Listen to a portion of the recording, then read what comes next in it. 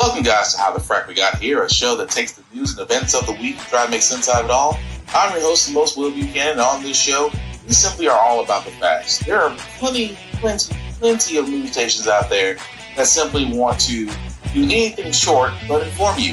Here at How the Frack We Got Here, that's all we believe in. We go up to the left, we go up to the right, we go up to the middle of independence, we go after all sides because there's more than one side of a story to everything.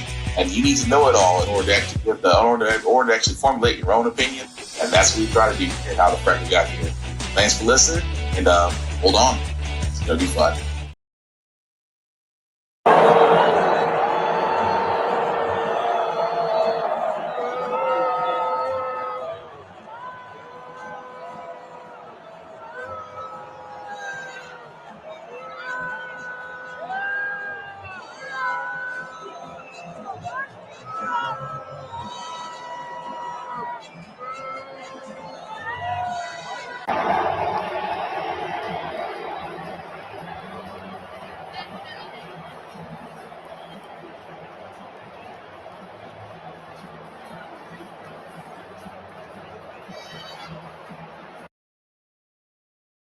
Oh, you gotta love that somehow, some way, Trump still gets booed wherever he goes. I want to congratulate quiet you.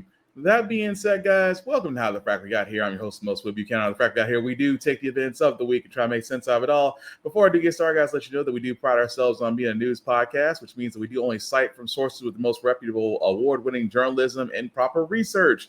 We do not do sensational news like Fox News, The Blaze, The Daily Beast, or extreme left or extreme right you get your views from. We simply do not do that. We present just the facts. At the same time, guys, we do try to watch our language, but let's be honest, tonight words might be flying on this one. And at the same time, guys, there may be things that might be shown that might be too intense for younger viewers. Besides that, viewer discretion is advised. And today's date, September 10th, 2025. And so we've seen a president, a dictator, a would-be dictator, get booed. But what happens when you get a guy that's beloved? Welcome to a very special guest, former President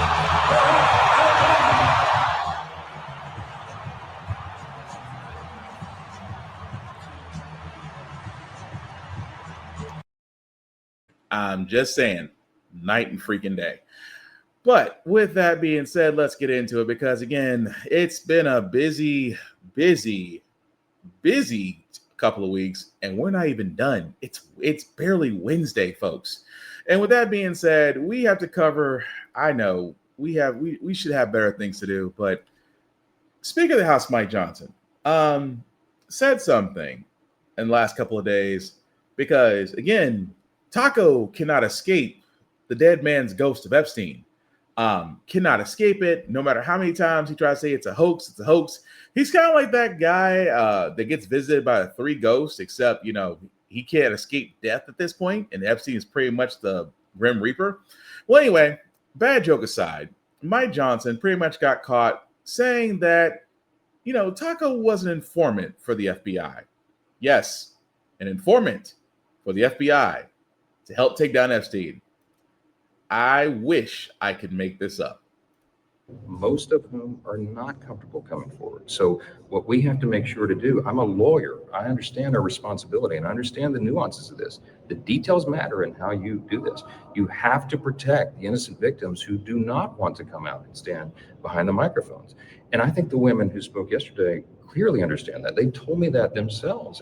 In fact, I met with them privately before he went into oversight yesterday, and I explained the necessity of that. And every single one of them nodded and said, of course, yes, please do that. But Trump called it a hoax yesterday.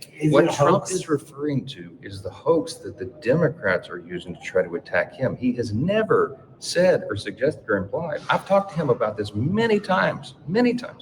It comes He is across as horrified. calling the whole thing a hoax. It's been misrepresented. He's not saying that what Epstein did is a hoax. It's a terrible, unspeakable evil. He believes that himself. When he first heard the rumor, he kicked him out of Mar-a-Lago. He was an FBI informant to try to take this stuff down.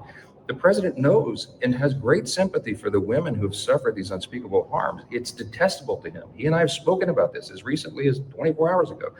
What he's talking about is the Democrats who are doing this with impure. Okay, I'm going to stop it right there. You know what? There are times Really, there are times I wish I had that sound effect with a record scratches and you hear the, yep, that's me. You're probably wondering how I got here. That's currently Speaker of the House Mike Johnson right now, who is insinuating that Taco was an FBI informant to help take down Epstein. So if we're following the crazy train, well, like most of us are trying to follow this crazy train more than in the Netflix documentary right now. So Taco, who's seen in multiple pictures with Epstein, who has now been told, and again, the world has known that in these Epstein files, his name has been mentioned more than once.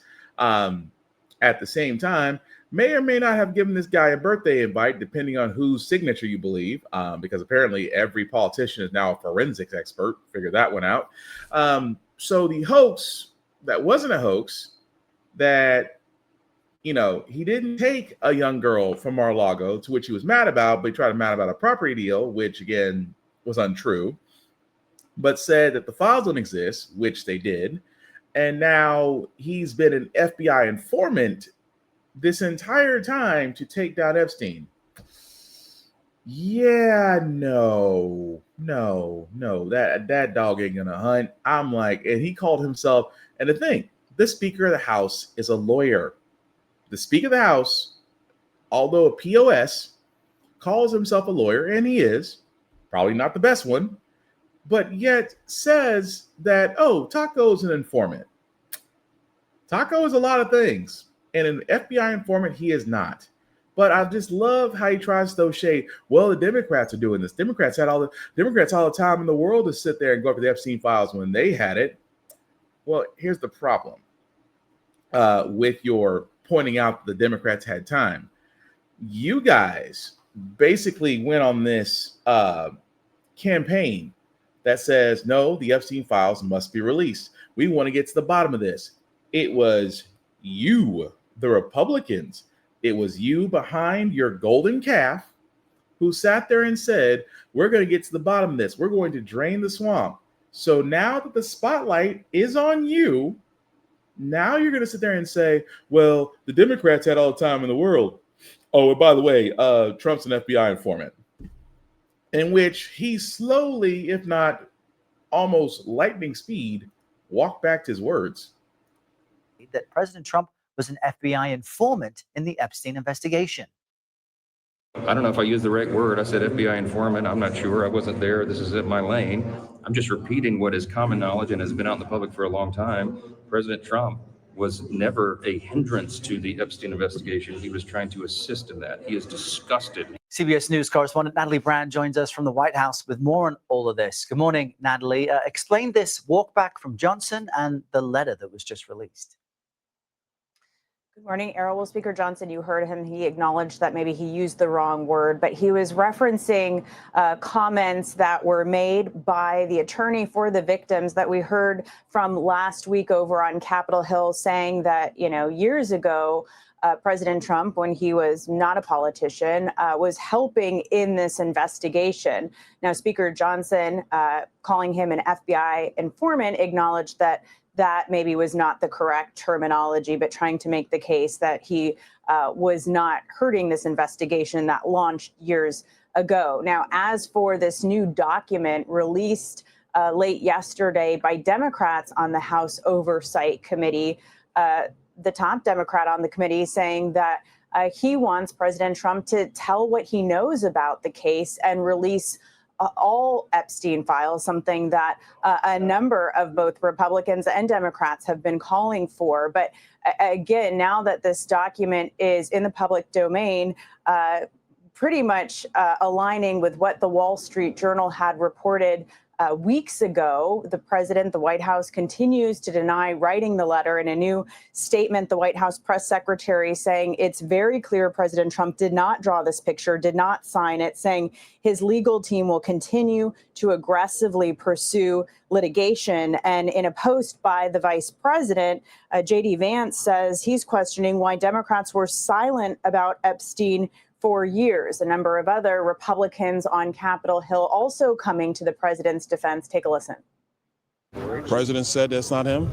I believe the president. From what I see, it's not a signature. I've seen Donald Trump sign a million things. I think it's a distraction. What do you mean? I mean, it doesn't prove anything. Having a birthday card from Trump doesn't help the survivors and the victims. It doesn't name an additional new person who could be indicted. So I'm going to stop it right there just because, well, for obvious reasons. Number one, it amazes me so that supposedly a lawyer who understands the value of words and the fact that you are always in front of a camera and a mic is always hot. And yet, Speaker of the House Mike Johnson pulls the most idiotic move and says, "Well, I misspoke. I really should have. I need to get out of here." That's what it looked like. It was I need to get out of here. I'm sorry. Is this the exit? Is this the exit? Is this the exit? I'm gonna. He was ready to bolt. He was ready to bolt because he said something and people ran with it. And now he's like, oh crap. I can't let the Fuhrer hear me. If he does, I'm going to be screwed. And so what he do? He walked it back. He panicked. Other Republicans, Byron Donald, the biggest Uncle Tom next to Senator Tim Scott. Oh, well, that's not a signature. I've seen the president write hundreds of signatures. That's not him. I'm sorry, Mr. Donalds. Are you a forensic handwriting expert? Because Republicans coming forward and sitting there saying that's not his signature.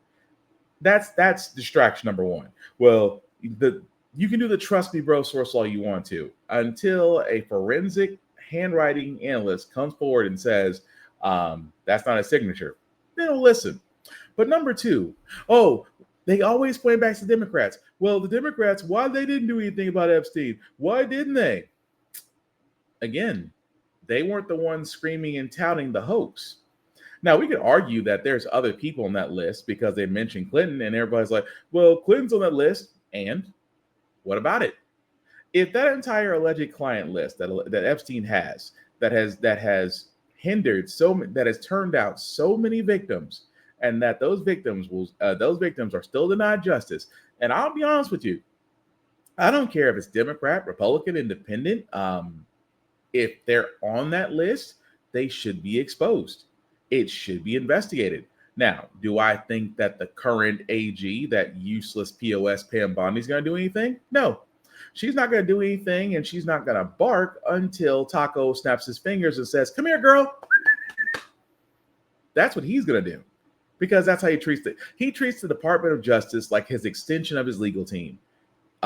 Reason being, because they'll go after anybody that he deems necessary. For example, former Reserve Governor Lisa Cook. The Department of Justice is looking into 2 properties that she has because Taco does not have the basis to fire Lisa Cook, and she knows it. And so again, this is Donald Trump telling Pam Bondi, "Go ahead, girl, fetch. Go get me conviction so I can justify her firing." And what does Pam Bondi do? Lick his ass and move on. I'll go do it because that's what you told me to. That's what I'm here for. But going back to the Epstein thing for a second, for everybody's talking about this, this is the actual, hang on a second. This is the actual so-called birthday card.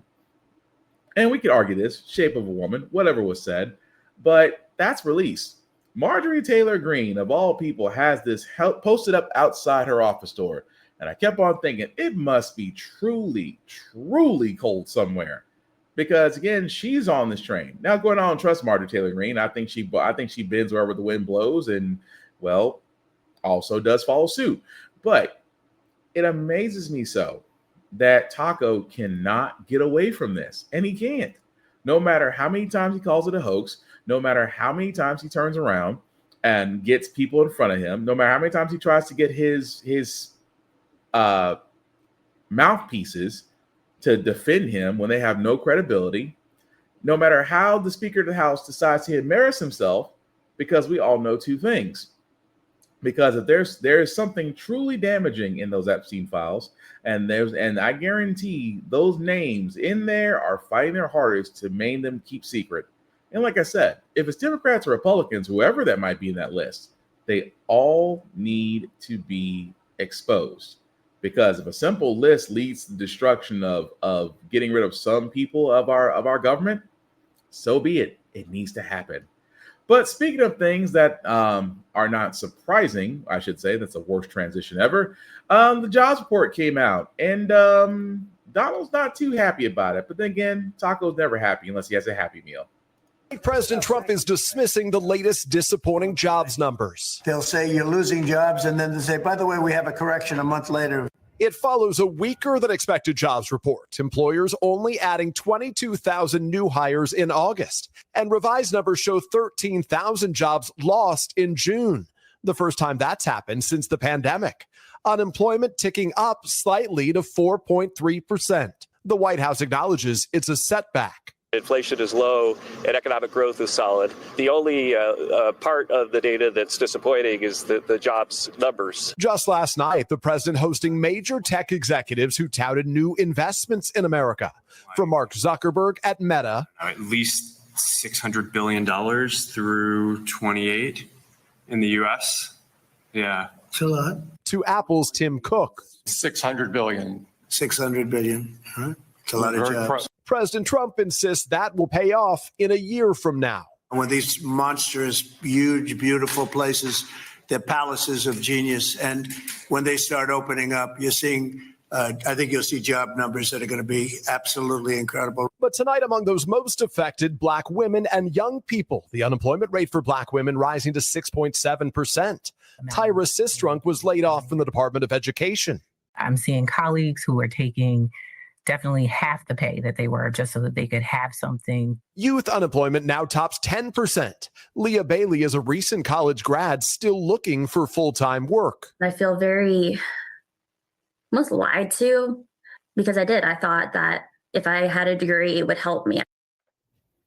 All right, Peter joins us now with Christine Romans as well. Peter, I'm going to start with you. This is the first job report that comes out after the president criticized how the state is calculated. Yeah, not just criticized, but fired the head of the Bureau of Labor Statistics, claiming without evidence that she was manipulating those numbers. The conservative ally that he has picked to replace her has not yet been confirmed. All right, Christine, the two big questions tonight. How is this going to affect interest rates going forward, and how do the stock markets react? Yeah, the president again calling for lower rates today. And frankly, the reality is the Federal Reserve is now more likely to cut interest rates when it next meets.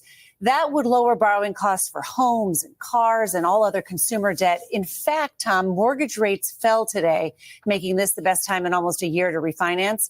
Still, stocks fell on worries that after several years of robust jobs growth, companies are now turning more cautious. We've had now 4 months in a row of less than 100,000 new jobs created. So what it comes down to, folks, is his tariff plan is full of shit. We said it. We've said it on the show. We're not the only ones that have said it. We sat there and said that if they move forward with this big, beautiful bill, those tariffs will kill jobs. They will not create them. They will kill them. Almost to the point to where it's almost back to pre-COVID levels, because the unemployment rate will eventually be back up to pre-COVID levels again. At the same time, what I always hated about the U.S. economy is because they always look at the big tech companies. They look at the Fortune 500 companies. You look at Tim Cook, you look at Mark Zuckerberg and the robotic animatronic that he is, and they all say the same thing. Oh, well, we're investing 500 billion, 600 billion, 800 billion. That's not an example of how strong a market is. And I hate that, because they always try to say, well, look at these companies. They're investing 500, 800 billions of dollars. The market can't be doing that bad. I've always sat there and said, the economy, the strength of the economy is not when corporations do well. The strength of the economy is how the average American citizen is doing well. And again, with job market creation being at an all-time low, where the Federal Reserve may cut interest rates, because again, that's the Republican MO. The Republican modus operandi is, if we can't control it, we'll basically take the environment that it's in and kill it. We will take the environment that surrounds it and kill it and force it to do what we want it to do. For example, they've been wanting the Federal Reserve to cut interest rates now for going on 8 months. 8 months, 9 months. Taco has been wanting Powell of the Federal Reserve to finally cut interest rates. Of course, because of inflation and his tariff plan, Powell said, no, we have to keep the rates high to stave off inflation. And now you basically set us toward the second Great Depression. And yes, the Federal Reserve may turn around and cut rates to basically cut weight. But at the same time, it is amazing that the former Bureau of Labor and Statistics, that's supposed to be, it's nonpartisan, which means that there is nothing about it that basically screams it's for Republicans or Democrats. Doesn't say either one. Now, remember, just last month, he fired the head of that department because of the job numbers and installed a tinfoil conspiracy loyalist who, as they said, has yet to be confirmed to position. But I just wonder, because he doesn't believe the numbers because, in his mind, it doesn't make any sense because he's old, senile, and really needs to be put in a nursing home. Oh, no, they're just going to come back and correct it and say we made a mistake. No. When it usually comes to job reports, they're pretty freaking accurate. And yes, because of the tariffs, because of the political climate that we're in, and because the impact it does have on the market, yes, from a corporation standpoint, it's Christmas. If you're not a corporation or highly or well taken care of, it's a little on the poor side. And that's the thing that they will not admit. For example, job creation, again, not only with inflation, but AI. Don't believe me? Look at Salesforce CEO. Says, oh, by the way, with AI, I could actually save money by laying off 4,000 engineers that I don't need. And I've sat there and said before as a tech person, AI is dangerous to the tech world because you have companies out here who are just flat out effing greedy. Let me just stress that very heavily. These companies out here, especially the ones that are well off, I'm talking Salesforce, Oracle, Microsoft, things of that nature, they are flat out effing greedy. And at the same time, if they can get more output, i.e. more profit and bonus pay with less personnel, they'll do it in a freaking heartbeat. At the same time, Salesforce, which again did actually use AI for a lot of their things, actually opened up a market for Salesforce engineers, administrators, things of that nature. Now that they're using AI in a more streamlined way, of course, the first thing they want to do is get rid of employees they don't need. So now the CEO, which by the way will still be handsomely paid, 4,000 people will now be losing their jobs. And again, from AI. And that's just the tip of the iceberg. I mean, like I said, as far as the tech world right now, and again, I'm not just saying the tech world just because I know that for a fact, working in the tech world for 10 plus years, I am saying it's going to affect every other industry aspect. And again, companies are greedy. And this is why I sit there and say it is going to be hard for Americans in the job market to pivot when you literally have AI taking the place of somebody, and a company will pay for a program before it pays for a person. And that alone should tell you something. But what also should tell you something, guys, is also what happened this week.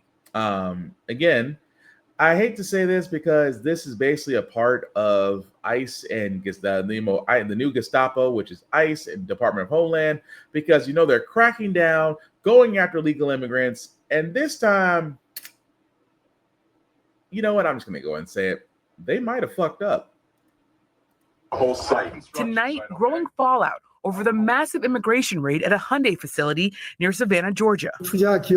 South Korea's foreign minister responding to the raid, saying he was deeply concerned by the operation. South Korea ordering all-out efforts to respond to the arrest, including preparing to dispatch diplomats to the Georgia facility and to Washington. DHS officials saying they arrested 475 workers, mostly South Korean nationals, the largest single-site enforcement operation in Homeland Security history. We are sending a clear and unequivocal message that those who exploit our workforce, undermine our economy, and violate federal laws will be held accountable. President Trump backing the raid. We want to get along with other countries and we want to have a great, stable workforce.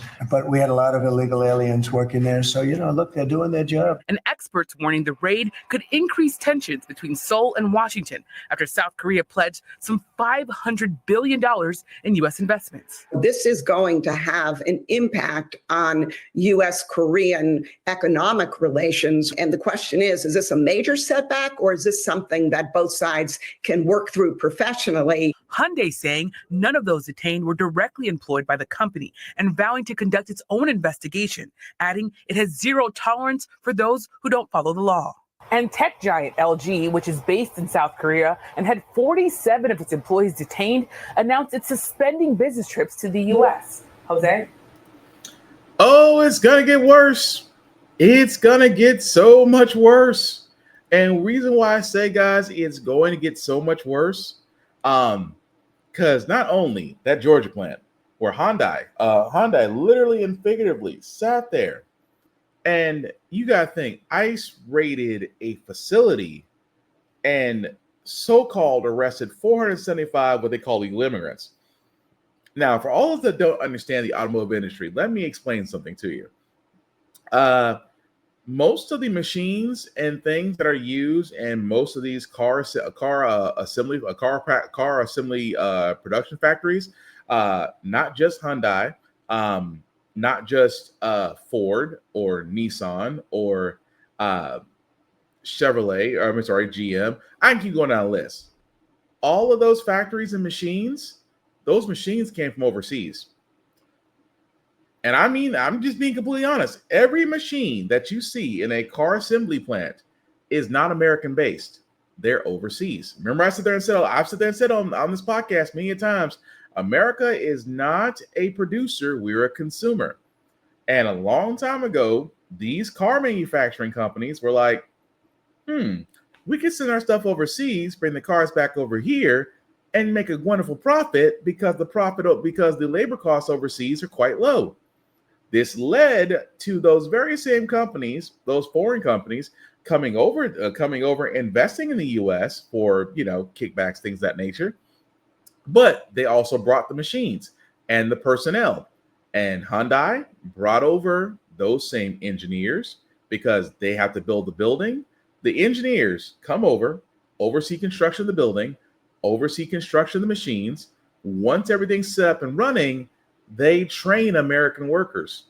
Those 400 plus they talked about were there to train the American workers to run the plant in Georgia, because that's what they do. Those companies will send over people that will come on work visas. They'll be here for a short time, train the American staff, go home, get paid. It's easy peasy. Work, except when you now have Kristi Noem, when you have Ice Barbie and the Gestapo, and they've been given their marching orders by the Nazi Stephen Miller, and it's just like, you guys may have bit off more than you can chew. And the reason why I say that, guys, is because now Hyundai is going, is this $500 billion investment worth it? Because the last part of the story is they're trying to get those people, they are really trying to get those people out, and they're trying to get them back home. And again, guys, $500 billion in investments. And of course, somebody decided to call in. Like, everybody's thinking, well, was this a planned raid? It wasn't, because it was a call in by someone who swore up and down illegal immigrants working at this facility. It was called in by a Karen. And that's that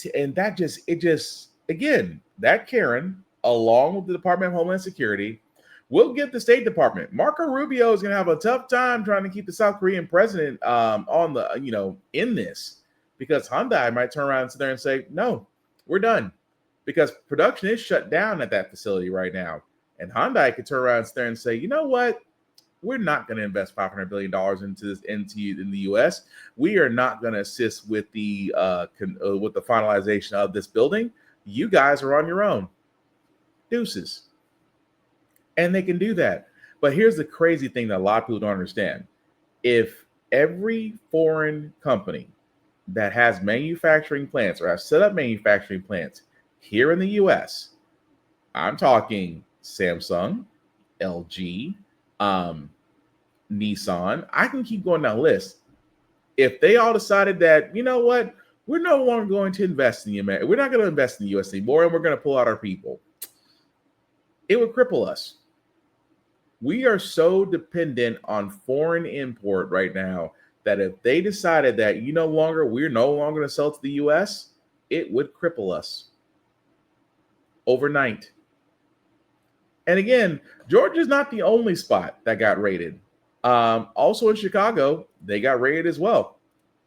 In Syracuse, New York, witnesses say about 60 people were detained in a sweeping ICE raid. Federal agents spent hours at the family-run Nutrition Bar Confectioners plant questioning employees. The plant's owner says all the employees are vetted and have legal documentation to work. So again, I'm sorry, my apologies. It was CBS News Chicago that was reporting it, but the raid actually happened in Syracuse. For, again, people that were literally and figuratively working. And you know the scary part about that, what happened in Syracuse with those factory workers? This. Not only did they detain those people, some of those factory workers were deported back to Central America in 72 hours or less with no due process, with not contacting family members. It was pretty much what ICE did was pick them up, put them on a plane, and they're back to what they consider their central where their central point of origin was from. Think about that. No due process. Imagine you are working at this facility, you get picked up, not given due process, put back on a plane, and you're right back in your home country, a place that you may or may not want to be at, and you and your family doesn't know what happened to you. It's scary for a lot of people because that's 70 people that was taken from there, and that's 70 people that were sent back, all because ICE wanted their freaking moment. They did. All the more, again, ICE wanted their freaking moment. That's all it was. ICE wanted a moment to sit there and be like, you know what? This was successful. No, it wasn't. It is literally and figuratively a cluster. It is a crap storm because now those companies are really, really looking back and saying, is it really worth it? Is it? Because now I'm going to be wondering, for a lot of people, it's going to be like, for those companies, do we really want to be here? And let's not forget, Taco still wants to go into Chicago. And again, the same thing. They want to go to Chicago. He wants to be tough on crime. And that alone, when he's softer than toilet paper, should tell you everything you want to know. But let's begin the Taco Gestapo World Tour, now going in Chicago. Show of federal force in a major city. We're bringing back law and order to our country. Launching what it calls Operation Midway Blitz in Chicago, with hundreds of Homeland Security officials, drawing both protests. We're afraid. Our neighbors are afraid. And support. We're burning through funds that our taxpayers would like to see go towards the resources we need, such as more police. It's part of a recent push by the president escalating the government's presence in major Democratic-run cities, including Los Angeles. And in a new legal victory, a conservative Supreme Court majority loosened restrictions on ICE operations there, allowing what's known as roving patrols to continue, at least for now. In her dissent, liberal Justice Sonia Sotomayor writing, "We should not have to live in a country where the government can seize anyone who looks Latino, speaks Spanish, and appears to work a low-wage job." The president's borders are insisting ICE agents are not targeting anyone based on race. It's a multitude of factors to establish reasonable suspicion. Yesterday, the president also touting his deployment of federal forces in Washington, D.C., but appearing to downplay domestic violence while blasting what he says are manipulated crime statistics. Things that take place in the home, they call crime. So I'm going to stop it right there for a second because, again, this is why I keep saying that whenever they want to, they try to spin it. Taco says, I want to be tough on crime. So that's why I went to Los Angeles, and they almost ran you out. Well, that's why I took over DC. You took advantage of laws for DC that can't, because they can't function the same way a state can. Well, we also want to be considering Baltimore or New Orleans or Chicago. You're trying to see it because, well, if we really think about it, you're going after Democratic strongholds. You're not going, because the crazy part is, you won't go to Memphis. You won't go to Louisville. You won't go to O-Town in Florida. You won't go to the quote unquote hostile places. You won't go. And the funny part is, those are the red states. And I'm not naming Memphis as a bad place, but I'm just saying he won't go to the places that, you know, would welcome him as far as Republicans go. Tennessee's a red ass state. They'll welcome him. They'll welcome him to go to Memphis. They'll welcome him to go to Nashville. They'll welcome him to go anywhere that they consider a crime. They really will. But it's amazing how he doesn't go to those places. He goes to Democrats. He goes to Democratic states and cities. And what's so crazy, because I pointed this out last week, if he went to Chicago, I'm sure it has nothing to do with their Mexican-American celebrations. Right. Tonight, defiance on display across the country, protesting President Trump's plans to send the National Guard and immigration agents into Democratic-run cities. On Chicago's South Side, a parade in honor of Mexican Independence Day, lined with volunteers ready to sound the alarm at any sign of federal agents from ICE. 3 whistles consecutively means that there is ICE sighting. 1 continuous whistle, long whistle, means that someone is getting arrested. Do you think you'll have to use it? No, I have not had to use it, and I hope we don't. The community now on alert following President Trump's threats to send federal forces into the country's 3rd largest city. Chicago is a hellhole right now. We're going in. I didn't say when. We're going in. The president citing crime as his rationale, and today posting, quote, Chicago about to find out why it's called the Department of War. But data from the Chicago Police Department shows crime is down 15% over the past 2 years. Murder and robbery down more than 35%. Truthfully, I think he barks more than he bites. I think he likes making threats. I think he likes to put fear in people's hearts and minds.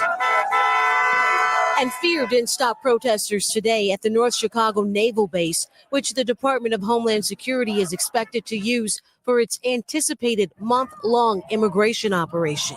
I think it's really important to just speak up for those who are scared or in fear. We're not even in peace anymore. We're in fear of getting families ripped apart.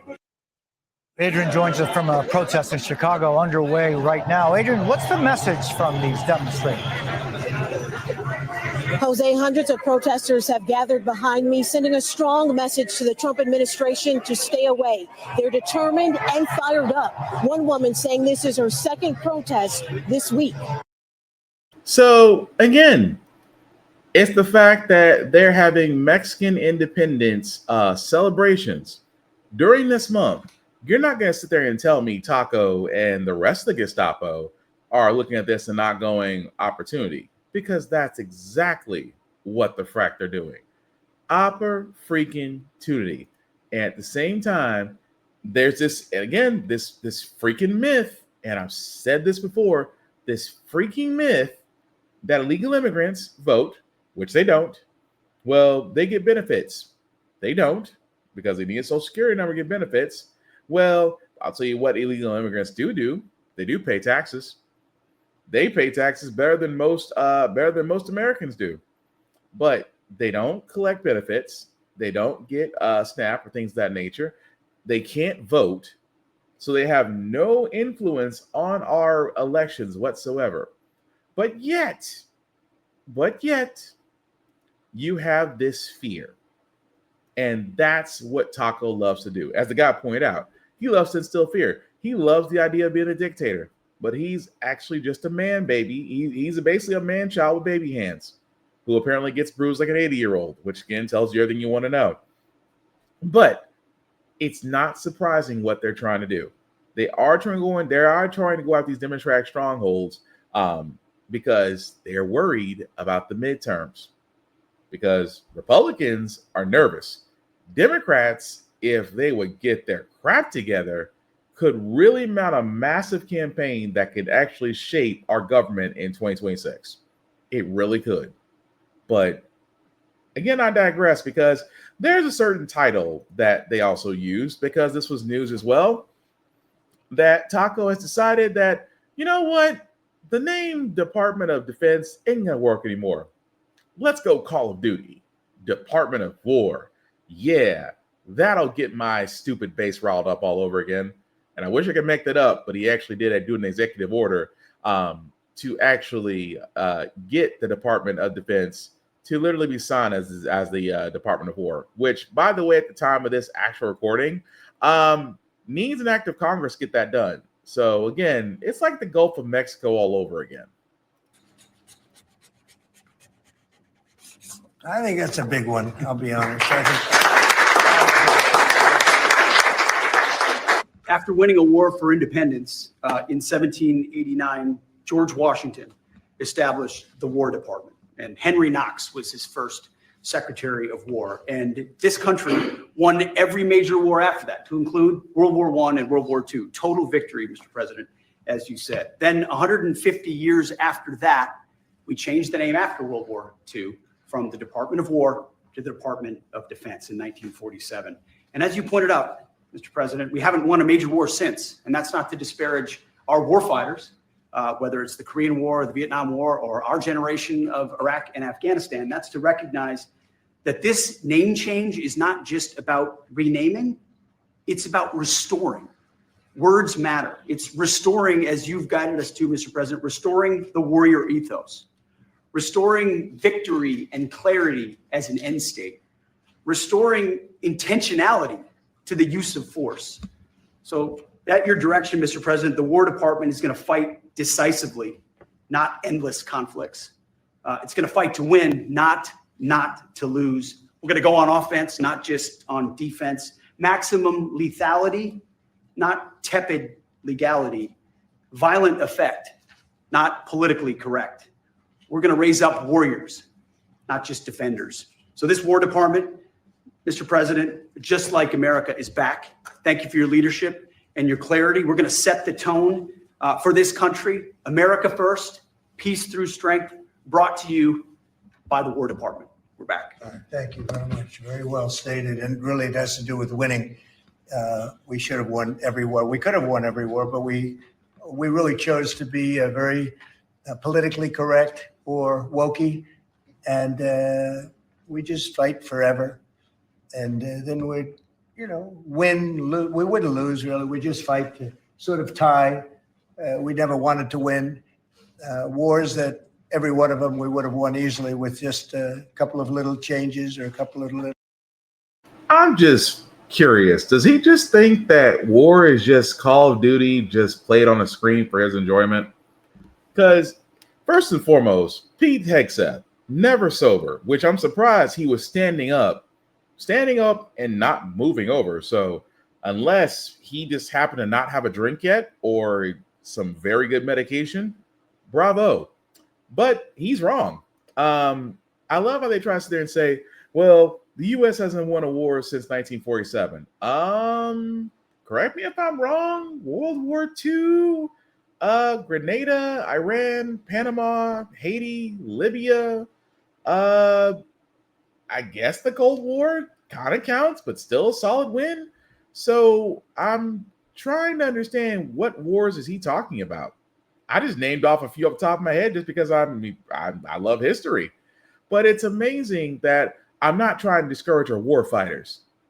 You're not trying to discourage your war fighters because, in Pete Hegseth's mind, we don't have a warrior mentality no more. That's why we got transgender. We kicked out transgenders out of the military. That's why we brought back former Army. We brought back former Armed Forces personnel that refused to get the COVID virus, and we gave them all their back pay back. Y'all, the Department of War, all I can sit there and say is, why? There's no need. There's not a need. I'm just saying, for somebody that's supposed to be a peaceful president, we get this shit. Yeah.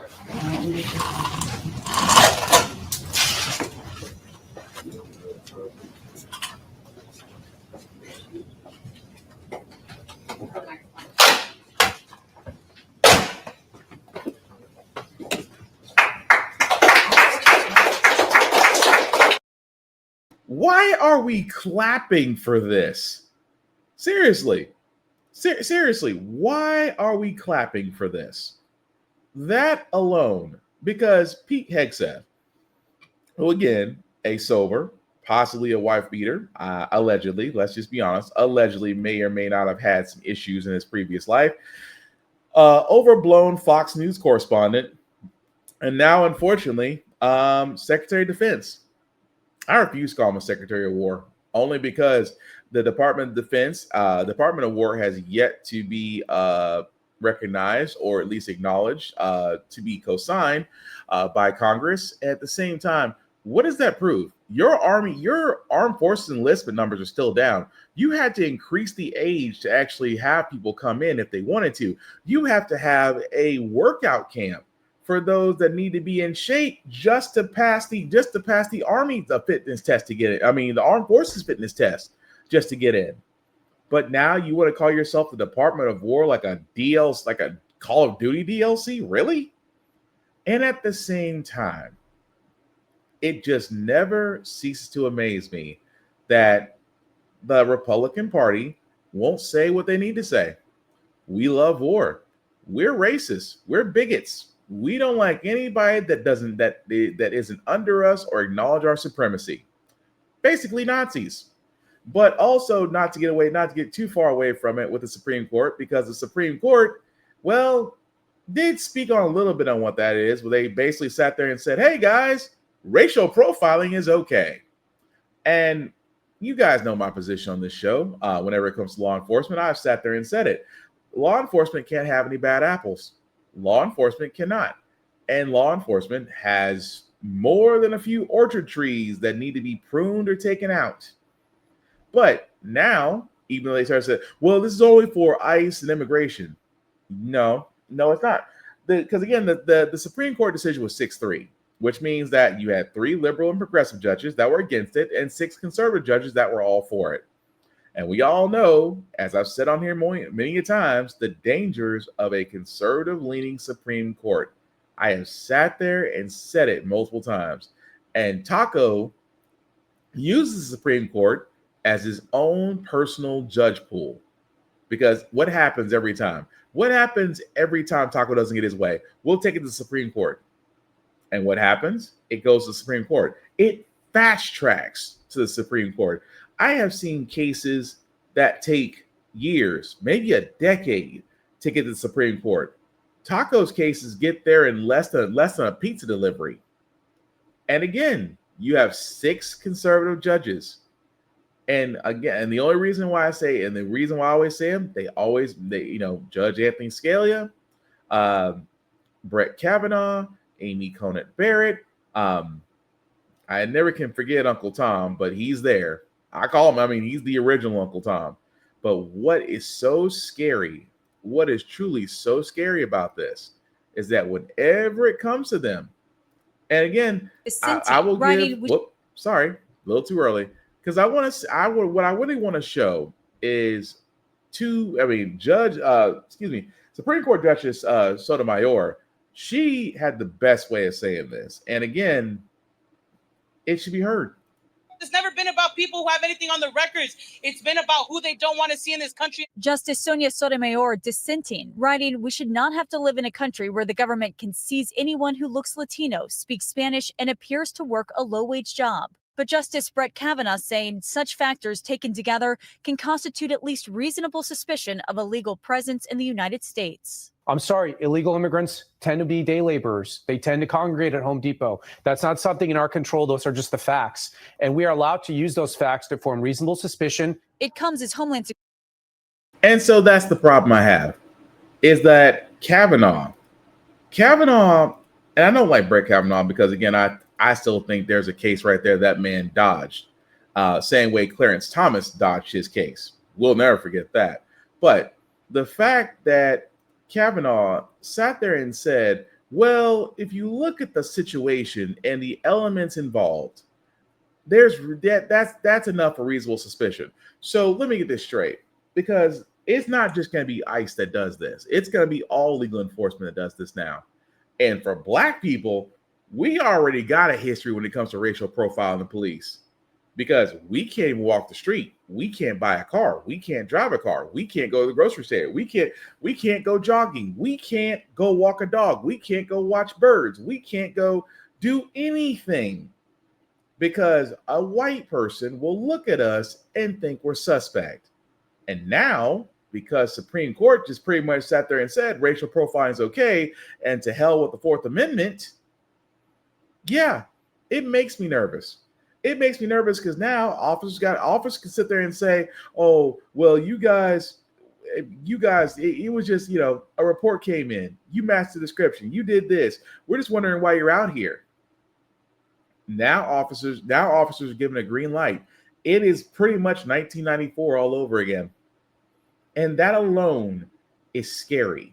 Not just because of the fact that everybody, oh, well, it's just for illegal immigration. No, that's the origin point. Because I'm going to tell you what's going to happen. That officers are going to understand that, we can do this now with zero consequence.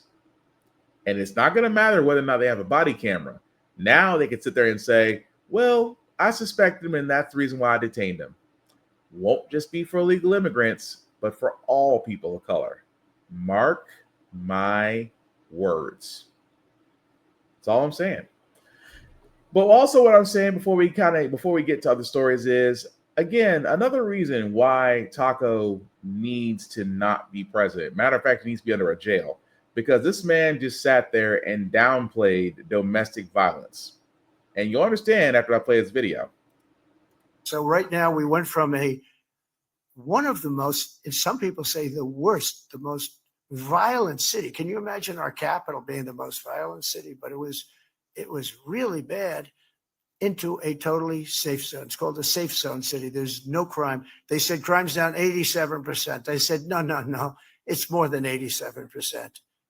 Virtually nothing, and much lesser things that take place in the home they call crime. They'll do anything they can to find something. If a man has a little fight with the wife, they say this was a crime. See, so now I can't claim 100%, but we are a safe city. You can walk to a. Yeah, let's just stop right there. If the husband has a little fight with the wife, it's a crime. This man dismissed domestic violence as, it's a small dispute. It's not a crime. That alone, I'm trying to understand. With every organization out there that is against domestic violence, with every organization out there, how is that not being played 24/7? How is that not being put up and saying, this is the guy that a lot of you idiots voted for? That he looks at domestic violence and says, that's not a crime. Because he wants crime rates to be lower. And the fact that, yes, domestic violence is a crime, it is a real thing. Taco cannot simply dismiss it because it doesn't agree with his numbers or the polls that go on and whatever is in that glob of McDonald's glue he calls a brain. What I'm amazed about is not more organizations and people speaking up. Like, if I'm the Democrats, I'm using that as a clip. This man, this is what he believes.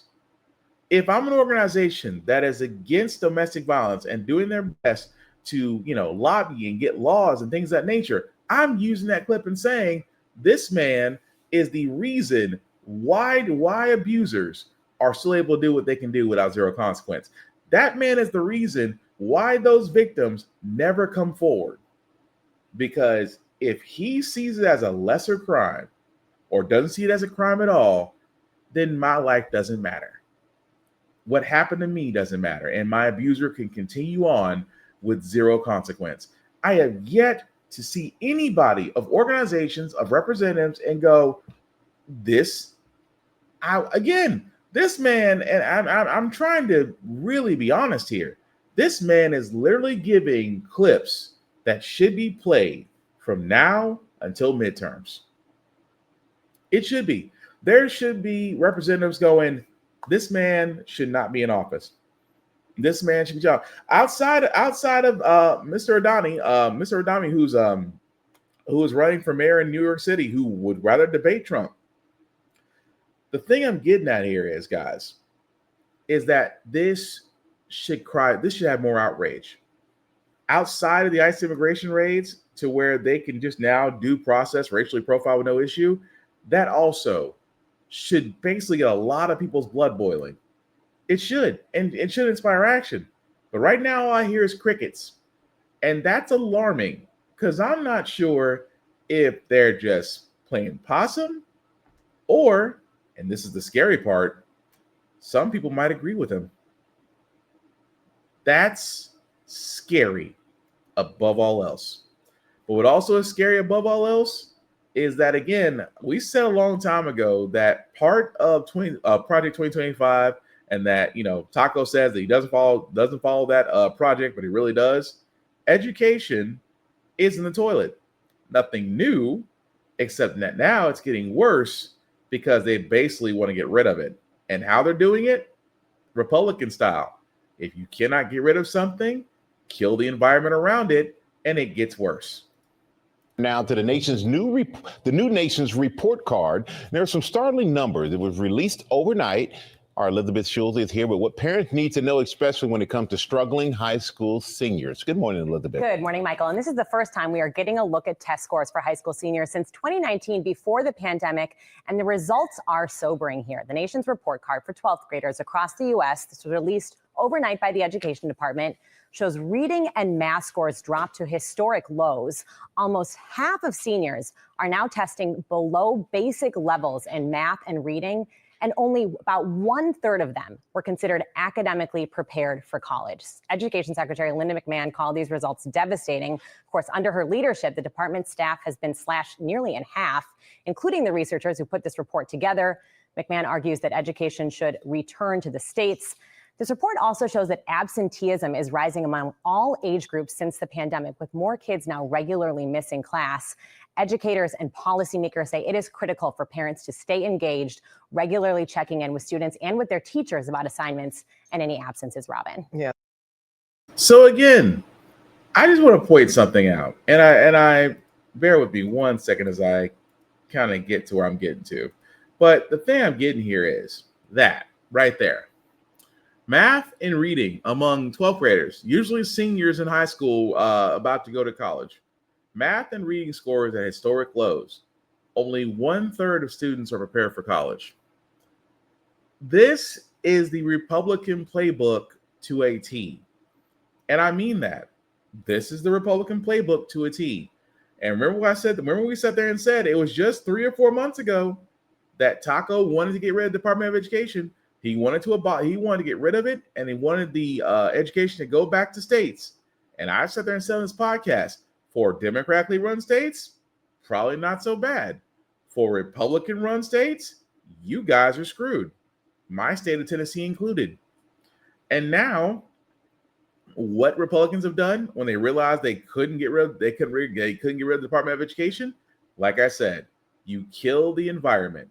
You fire employees from the Department of Education, which Linda McMahon has done. You starve education by cutting its funding in half, which means that states have to also cut their funding, which means schools have to cut their funding. Less teachers get hired, programs get cut. Things like trades or 4-H or auto or metal or wood shop, they get taken out. And again, you have states trying to scramble to even give kids a proper education. But like I said, when you take away the things that that education systems need to run on.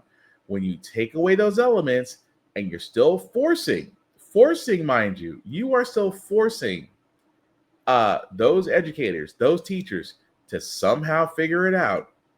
Yeah, things are going to fall through the cracks. On top of that, the Gestapo ICE is always trying to find kids, pick up kids. So what does that happen? You have absenteeism from kids that are worried about that they might get picked up and may never see their parents again. All because you have the Gestapo again trying to basically trying to fulfill a Stephen Miller quota. So all of that together is a perfect storm. Outside of education not getting a blank check like the Department of Homeland Security does, not like the Department of Defense does, because they both get blank checks, even though the Department of Homeland Security has blown through their budget now going on 3 times. It just goes to show you that, hey, if we above all else cannot get what we want, we'll go another way. And how do we go another way?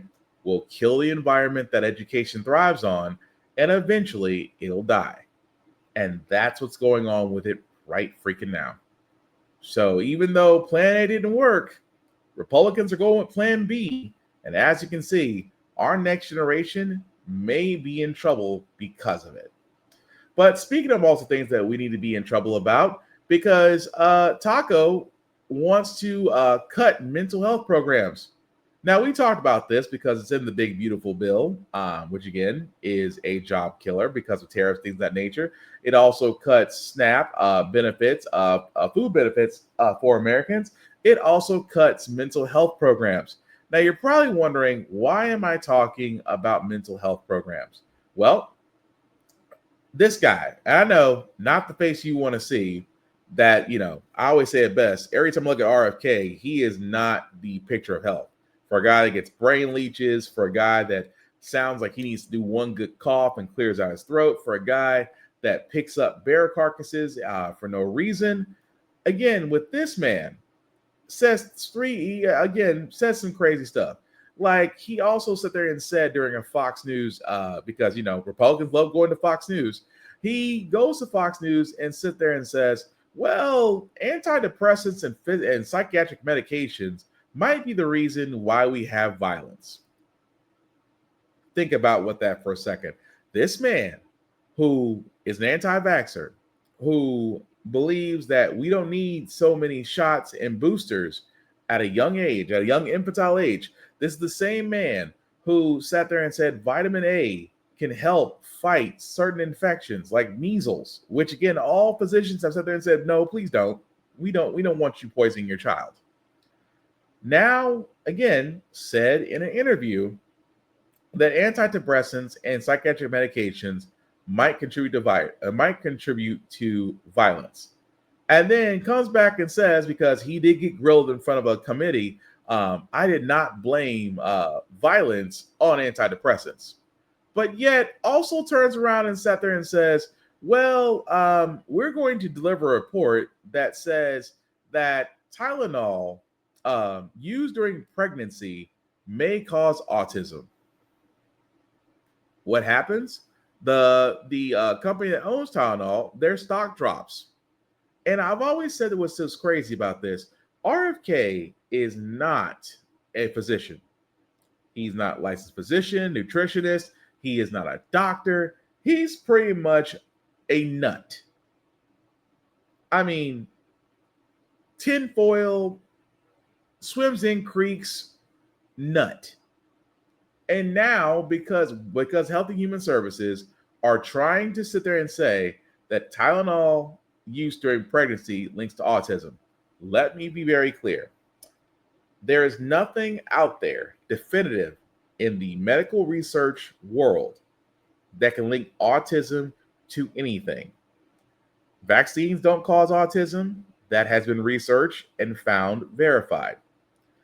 Tylenol, which, by the way, Tylenol, and like I said before, depending on your OBGYN, usually recommends Tylenol or ibuprofen for pain medication for pregnant women. So, again, RFK, not informed, but in an area to where he's already gutted the CDC. to where he's already removed highly informed people, smarter than him, educated people, and put in conspiracy nuts, is saying that antidepressants and psychiatric drugs lead to violence, and is now going to sit there and say that, hey, if a pregnant woman uses Tylenol, that might cause autism for her child. Of all the things, like I said before, this is a perfect storm of when it comes to mental health. Even more so, guys, that here's the things that they're not talking about. Because without mental health or studies into mental health, how do they explain this story? This morning, police in Washington state say this is the arsenal of weapons found in the home of a 13-year-old boy they believe was planning a school massacre. Every detective, every SWAT member that went into that home, 100% will say that we stopped a major mass shooting from happening. The suspect appearing in court Monday, pleading not guilty to multiple felonies. In charging documents, prosecutors say the teen had written threats on social media, sharing photographs holding semi-automatic rifles. He had everything packed and ready to go, and it likely was just a matter of time before he decided to cause havoc in our community. Authorities say they found 23 weapons in the home, many of which were unsecured. And there were several handguns and homemade long guns that had been made using 3D printed parts known as ghost guns, a growing concern for law enforcement. It's concerning to know how many of these guns are being made and whose hands they're going into. According to police, the suspect was obsessed with school shooters, and the walls of his room were covered with drawings and pictures of past shootings. They say he also had a gas mask and a backpack full of ammunition, including several AR-style magazines, which had writings on them referencing mass shootings. Now, so again, mental health, right? At the same time, a 13-year-old that has a small arsenal, a backpack full of ammunition, and he worshipped mass shootings. Surely that's a mental health issue. And a lot of people are wondering, well, where's the parents? The parents probably trained that 13-year-old in firearms, because that's usually the story. Because how does a 13-year-old amass that many weapons?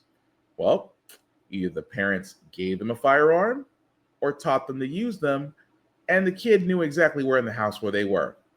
At the same time, going back to ghost guns, we talked about ghost guns. We sat there and said with ghost guns, the problem with the ghost guns is just the simple fact of the matter is that, number one, you cannot trace them. Number two, at the same time, they can be mass printed, and that's the problem. So it's amazing that, again, a 13-year-old whose parents are probably going to be put on trial, as they should. But again, mental health is not a problem, right? Another story, I hate to say this, but it's also in Florida. A 9-year-old bringing a loaded .38 revolver onto a school bus because the relative in the home to which the gun belongs to, the kid knew exactly where it was and took it while the relative was asleep and took it on the bus. Thankfully, he says he wasn't going to. The 9-year-old said he wasn't going to use it as he showed his friends, but alarms were put off, and again, the boy was detained and the gun was confiscated. But nobody's asking, why did the 9-year-old decide to take a gun to school? And this is the part that a lot of people really need to pay attention to. That, for the simple fact of the matter, guys, is that's just two stories. And yet, mental health services have been cut. I only fear it's going to get worse because now gun laws are loose. Mental health's not being studied. I'm just saying, it's a perfect storm for those who have stock in gun companies, and then also firearm companies themselves. And don't get me wrong, I am a firearms owner, but my kids are not trained, and they will not be trained. At the same time, access to those firearms will never be for them. But what's so crazy about it, what's really, really crazy, as the fact that every time we bring up gun legislation or mental health issues, they always get shot down by those who lobby for the other side. And that alone should be screaming from the heavens that more needs to be done about this. That's all I'm saying. But moving right along, guys, to our last story before we get to our feel good segment. Again, as we talked about the fact that job market creation is going down, AI is kicking out more jobs. People of color, specifically more Black women, are basically unemployed by the numbers. At the same time, homeownership still seems to be really out of reach. Of the American dream, but the road to home ownership among some Black Americans can be a bumpy one. A new report by the Financial Times finds Black Americans are almost twice as likely to be turned away for financing than their white counterpart with the same income. LendingTree has also looked at the numbers, finding nationwide Black applicants are 1.7% more likely to be denied a mortgage than home buyers of all races. Limited generational wealth, income disparities, and discriminatory practices are just some of the challenges that keep the Black homeownership rate lower than other racial groups. So for more on this, let's bring in John Hope Bryant, founder, chair, and CEO of Operation Hope, founder, chair, and CEO, Bryant Group Enterprises, and best-selling author of Financial Literacy for All. John, thank you for being with us. Always love having you on. When you hear these statistics, what do you think the real issue is with the system reviewing Black applicants and applicants overall? Well, good to be with you, Janae. But the real problem is that you don't have an Operation Hope solution across the country yet. That would solve the problem in total right now, because we're raising credit scores, lowering debt, increasing savings, making people more approvable. So that's the now answer. The historic answer is the data is right. That you've got a hangover here. You've got a hangover that's 100 years old, really 175 years old, that is tied to a history of discrimination in the country. By when banks were owned by and financial institutions were owned by private families, and a lot of the stuff was done. The government discriminated, FHA, in the early 20th century. So none of that's sort of a surprise. Then you have the fact that basically the formula was created by those who were using the formula, which was mostly back then white Americans.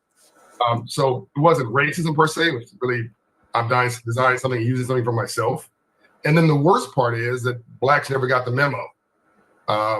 There was a Freedmen's Bank, 1865, as you know, created by Abraham Lincoln, teach free slaves about money, financial literacy. He was unfortunately assassinated a month later. The bank drifted and was allowed to fail. And we never got the memo on financial literacy. Today, so one thing the data is not showing, Janae, is the credit score data. We'll get into that hopefully in our next back and forth. But that's the key. That plus precise ratio. So if you bring in other things like rent statements and utility bills, you get a better picture of the current applicant pool, because in a lot of these communities you don't have prime credit providers. That's where I grew up. You have secondary, you have used car dealerships. You don't have big banks and corporations, and so you're getting bad data. You're not getting good data. Okay, so that does help paint more of the picture. Now, Financial Times pulled numbers from 2018 and 2023 collected under the Home Mortgage Disclosure Act, a law introduced half a century ago aimed at ending discrimination in the home loan market. But 40 years later, experts say not much has changed, to the point that you were making. So what's your take? Well, it's lazy capitalism. If you're making money right across the street from you in suburban, wherever you are, why go to underserved any place? Why stress yourself?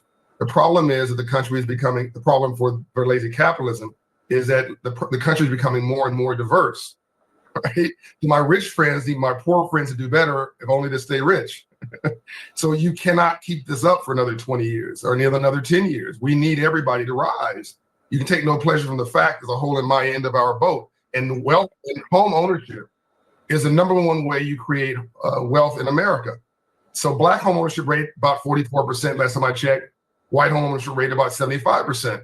The delta, that 30% difference, is a large part of the wealth gap. And it's not that Blacks are not qualified. We've been doing so much with so little for so long. We can almost do anything with nothing. But we never were taught financial literacy, and we've had wealth creation opportunities for far less time. It goes back to what I said before about the hangover. I got an antidote for you. It's what Operation Hope does. But the hangover is 175 years advantage, self-dealing, or really self-creation of the formulas, and no updating of the data or the software in the last 30 or 40 years. So you end up with this. The data is correct. But what I'm learning is that Fulton Bank in Pennsylvania, one of our partners, we've done $1.2 billion in home ownership, for Black ownership. Bank of America has done with us. I think my people have told me it's like $40 million are pending applications. A large part of those are being approved. Wells Fargo is doing stuff with us, and I'm showing positive data because we're working, coaching people. It's not lowering the standards, it's increasing the competency. Because half of the Black people have a credit score below 620. Little known fact, right? So you get we're seeing credit score increases of 54 to 100 points, and that confidence is kicking in. And people are getting approved. That's $4.5 billion of capital just through Operation Hope work alone.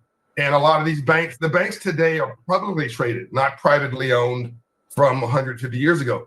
I own the bank stock. You own the bank stock. The bank wants to fund the loans, but who's bridging that to get folks from unqualified to qualified? We are. And so, John, credit is exactly the thing I want to ask you about next, because that's one of the factors in the study. It includes credit score, but how significant of an obstacle is credit score for Black applicants? And what can people do if they are, quote, credit invisible, but have the dream of owning a home? It's everything, Janae. I mean, your credit score, nothing changes your life more than God or love than moving your credit score 120 points. somebody going to the club over the weekend, they see somebody who's attractive, ask them what their credit score is after their name. I'm joking, but I'm serious. Like, it's as important as a 4-year education. And again, we've mapped every zip code by credit score in this country. And I want to actually give Experience and credit some thanks for helping us with the data. But it's a Hope index. You can go on my website and put in your zip code. I'll tell you your credit score. We found a 200 point difference, 15 minutes apart, Janae. Oh my gosh. Yes. In every urban city in America, everyone, like, it's unbelievable. Black and white, by the way, rich and poor, it doesn't matter.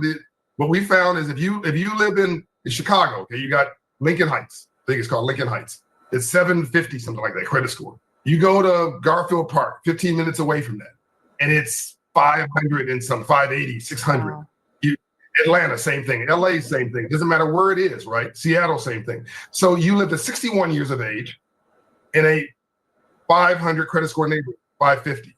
You live to 81 years of age, 15 minutes apart, in a 700 credit score neighborhood. 20-year difference. A 50-point pop in your credit score will increase your lifespan 5 years. And every other thing follows, right? Including ability to access prime credit. Because as you know, Janae, in these 500 credit score neighborhoods, 600, you have check cashers, payday loan lenders, rent-to-own stores, title lenders, liquor stores, pawn shops. You live in a 700 credit score community, 15 minutes away, right. It's Nirvana. Banks, restaurants. So this is an emerging market opportunity for banks. This is a tax revenue opportunity for the federal government. Look at the lack of Black homeownership and the lack of Black approvals as an opportunity, not a problem. Let's look at them as an emerging market. We don't want a handout. We want a hand up. Credit score is everything because they got the job, they got the hustle, they got the work ethic. They want to be a homeowner like everybody else. Let's count credit. Let's count the rent statements, like companies like Isuzu who do that, African-owned company, by the way. Let's count utility bills. Yeah. And John, we're out of time, but real quick, the first thing someone can do if they're looking to improve their credit score. Consumer debt, the biggest pop. And again, this goes back to historic challenges. If you have been building wealth for a short period of time, you have more consumer debt and less stock wealth, less ownership wealth. But that is going to count against you the most. Get that under control. Get that down to 30%. You see your credit score pop. So getting that consumer debt down. John. So what kills me about this, and I'm not knocking the man because he does have a lot, John Hope Bryant does have a lot of great information. But the one thing that he didn't say that I wish he said was that the game is rigged. The game is rigged toward people of color and home ownership, because we could talk about credit all day, but credit scores didn't exist until the late 80s. At the same time, banks are greedy. Banks are greedy. They do not want to give mortgages out without you paying an assload of down payment money at first. And yes, there are programs that can actually help you get into starter homes and things of that nature, but those programs depend on, again, government funding, which Taco has already begun to gut grants. So the one thing I wish Mr. Bryant would have said out of all of that is that the game is rigged and that things need to change, because credit at this point, credit is already hard enough to keep up with. If you have a great credit score, cool, you made it. If you have a lot of debt, you might find it hard to get out from under, because there are some debt that is out there that is designed to keep you in debt. Student loans being one of them. Student loan debt is predatory lending, and they basically keep you under debt in order to make sure that you're continually paying. Say what you want. These private banks and Sallie Mae and these other companies that offer student loans, trust me, their money is not doling out $30,000 or $40,000 out to 18 and 19-year-olds that may not have a fully understanding of it. It's on the back end, because that money lent out plus interest, and interest still accrues. Even if you are not in school, that interest still accrues. And that's the devil in the details, because no matter how much you pay, it goes all to the interest, not to the principal. At the same time, medical debt. At one point, Biden and Congress did actually get to the point where medical debt would no longer be considered a part of your credit report. Taco and companies reversed that. Why? Medical debt is similar to student debt. It's designed to keep you paying. It's not designed to help you pay it off. So again, fellas, I'm sorry, everybody. I'm going to say just fellas. Used to that. But I wish Mr. Bryant would have sat there and said, the goalposts will continually move. And that, yes, having good credit is a great idea. Having consumer debt down is a great idea. But for all these people that have the money to where they can do whatever they want, the Mr. Bryants, the Tabitha Browns, which I won't get into that story, but I just thought it was interesting that a person that's still getting paid by Target is telling some entrepreneurs that they need to get a job because they're not doing well. Yeah, but I digress. I just wish he would have actually talked more about the fact that why isn't more programs geared to people of color becoming homeowners? And the reason why he won't say it is because the reason we all know. Homeowners are not as profitable as renters with debt. Just being honest. Moving right along, guys, we're going to go into our feel-good segment, because usually how the Frack we got here, we do cover a lot of things that are doom and gloom, make you lose your faith in humanity. But hey, it's Wednesday. Tomorrow's Thursday. We will leave you guys out some positive vibes, good vibrations. And this was a story that actually started off pretty crappy, but actually ended with a perfect ending. And also another reason why you should be kind to freaking kids at a baseball game. Just saying. Hey,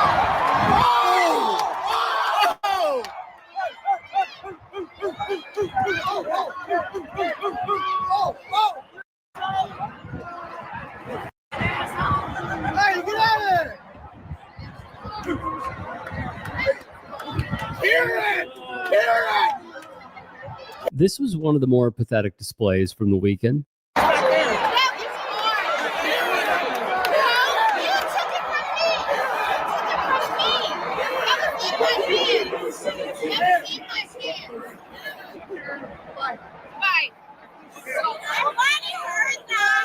She would demand to get the home run ball, and, well, she succeeded. One user, I kid you not, even zoomed in and slowed down the video to show her allegation.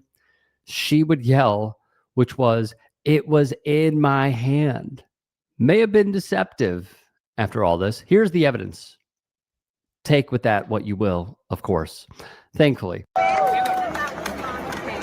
we brought you a cool little goodie bag.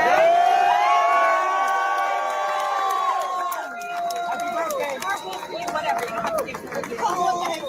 you. I'm so sorry. You okay? Alright. Happy birthday. Is not your birthday yet? Couple days. Okay. Couple days. Harrison Bader stepped up. Here he was gifting the young fan a signed baseball bat, which, let's be real, is super cool of the Phillies outfielder. What's your name? Lincoln? All right. Sorry you didn't get a ball, but I'm going to sign a bat for you instead, all right? LINCOLN?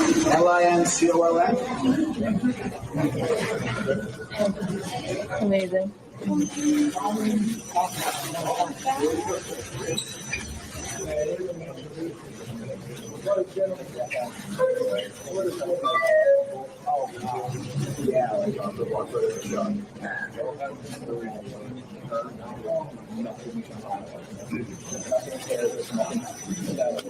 Amazing.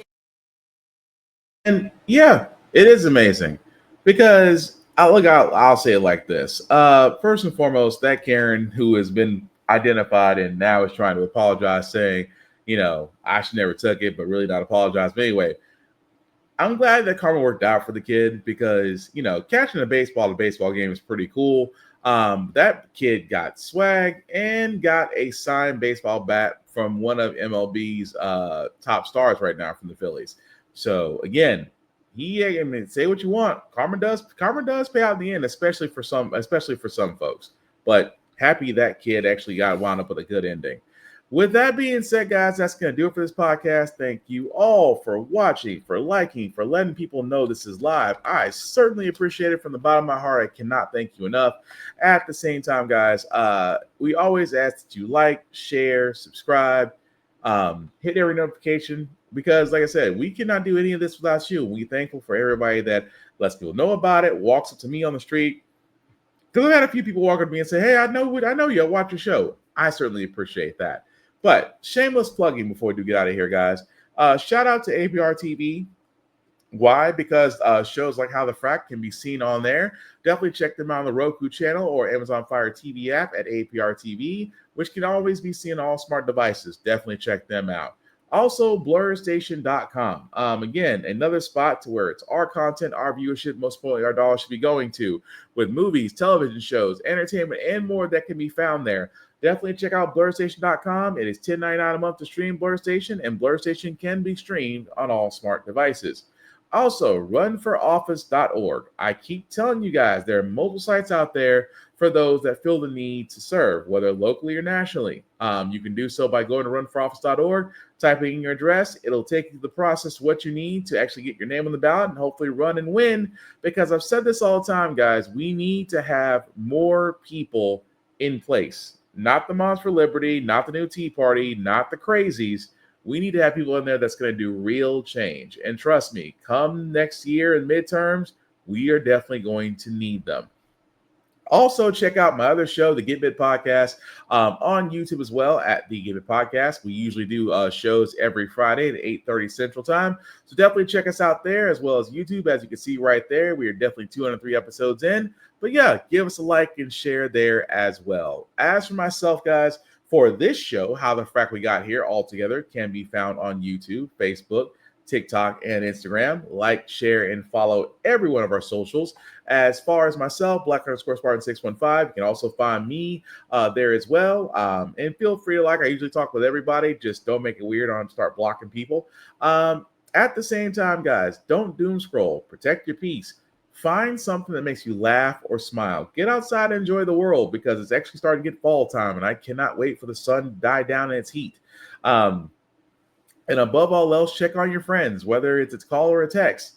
But pretty much don't worry about what's going on because if you stick to doom scrolling, you're going to be stuck, and then you're going to, need to get up and help because your body's going to be going to sleep. I know. Not much in the joke department tonight. I apologize. But again, protect your peace, find your happiness, and enlighten others. That's all I'm saying. Outside that, guys, I'm going to keep saying it. The midterms, we're in 2025. Midterms are in 2026. Republicans are nervous, and they're trying to move the goalposts. They're trying to do everything humanly possible to make sure that they can keep their hold on the Senate and the House. We cannot ask the Democrats to do anything by themselves. They're going to need to get their own crap together, but we as citizens can mobilize, we can organize, we can strategize. We can help others to be ready to vote. We can help others that may need more encouragement as they're running for office. We can do a lot more because trust me, I don't think we'll be able to survive another 2 years under Taco's presidency if the Senate and the House are both under his rule.